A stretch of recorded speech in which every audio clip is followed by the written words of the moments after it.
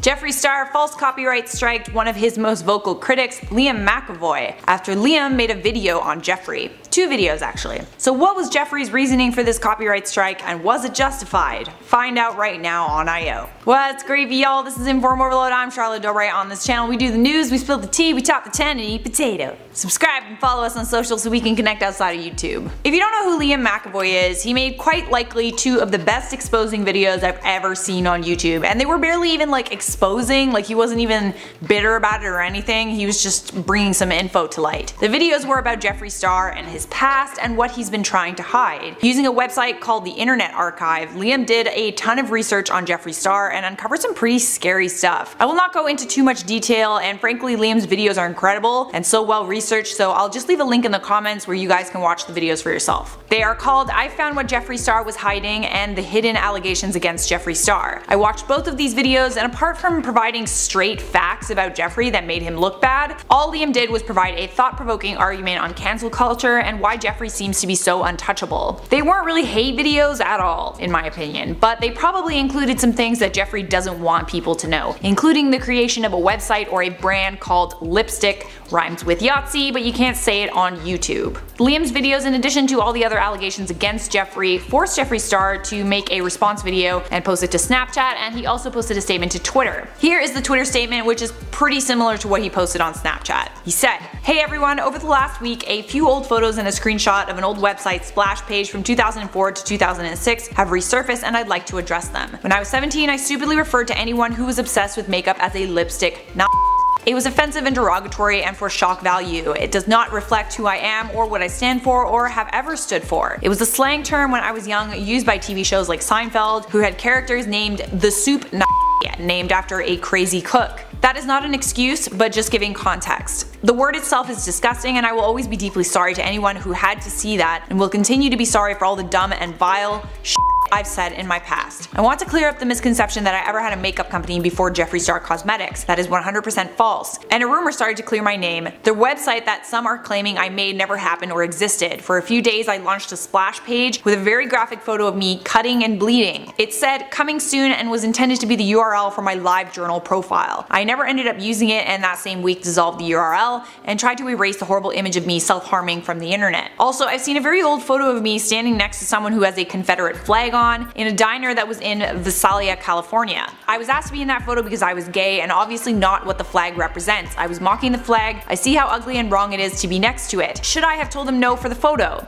Absolutely, but I made the stupid decision to stand there, and I'm sorry for my actions. I will always agree with canceling the Jeffree from 10 to 15 years ago. That person is long gone, but I'm also extremely proud of owning an inclusive makeup brand where I celebrate all races and genders." And Jeffree goes on, says some of the similar stuff, apologizes, and later in the post, Jeffree says, "I'm asking anyone who has reposted or shared the image of me cutting myself to please stop. I let someone photograph me when I was really young, and I regret doing extreme things for what I considered art at the time, and seeing it every morning when I turn on my phone has been really triggering and hard to process. Self-mutilation was something I was addicted to as a teenager and has always haunted me. I hope as human beings anyone can see why seeing these pictures over and over isn't healthy. Thank you for reading this." So I have to admit, when I read Jeffree's statement, I did feel very bad for him, and I can completely understand why seeing an image like that would be painful, but we will touch on that later on in the video. After this, Jeffree then issued Liam's channel a copyright strike. Liam's video on Jeffree was basically the video that put those images on the internet. Here's a screenshot of the copyright takedown and strike issued by Jeffree Star on Liam's video. In a subsequent screenshot, Jeffree Star specified the images that he owned copyright to, the image of him in a pool and the video of Jeffree Star with a watering can. Both of these images were posted to Jeffree Star's social media. They were on social media, therefore they are not private, and frankly you could argue in a court of law that Instagram actually owns the rights to these images, not Jeffree Star, because practically anything you upload to Instagram or social media in general is owned by the platform that you upload it on. And if that is not a good enough argument, fair use allows YouTubers to use copyrighted images for the purposes of news, education, criticism, or commentary. As long as you are actually providing commentary,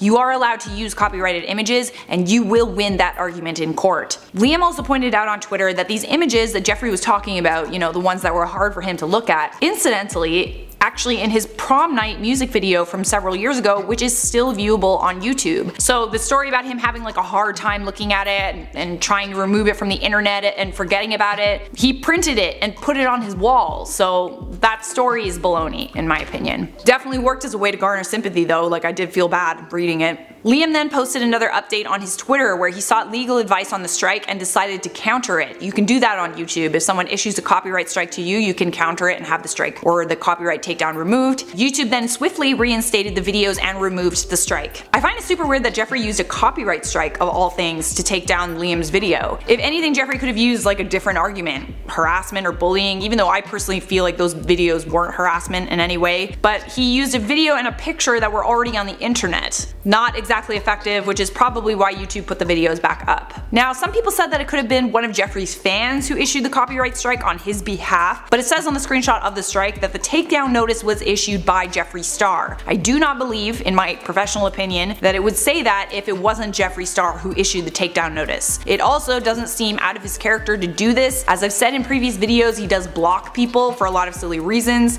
but most definitely he does block people who disagree with him. Why don't you tell me your thoughts on this one down in the comments? For now, I'm gonna wrap this one up with some comment features. Sean Thompson said, apparently being offended is the new national pastime. Do you guys wanna like come over later and get offended?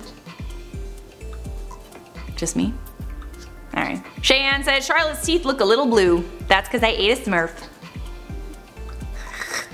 Alright, that's it for me. Thanks for watching. Leave a like on this video if you enjoyed it, subscribe if you want more, and I'll see you guys next time.